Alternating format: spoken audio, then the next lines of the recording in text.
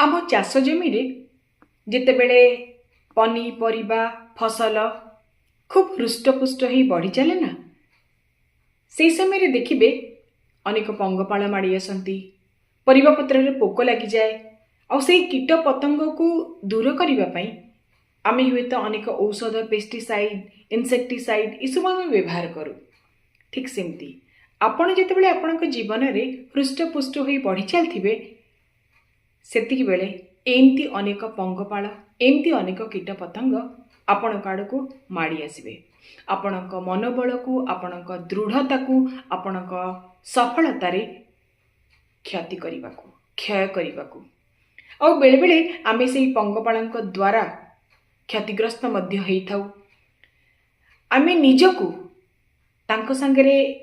तुलना करने द्वारा बा हुए तो मुझे कामर योग्य नुहे मन करी आमे से दूरे जाइथाउ। किंतु जदि आपण दृढ़ मना तेबे निश्चित भाव में से पंगपाल मान को हटेबा दूर करने को आपण भी किछटा पेस्टिसाइड इनसेक्टिसाइड जहाँ जहाँ आपण भितर जो शक्ति अच्छी ताकू संचय करंतु आउ से हृष्टपुष्ट जीवन को पुणी थरे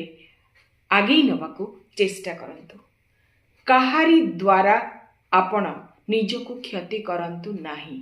बा काहारी द्वारा आपण निजको छोट मने करंतु नाही।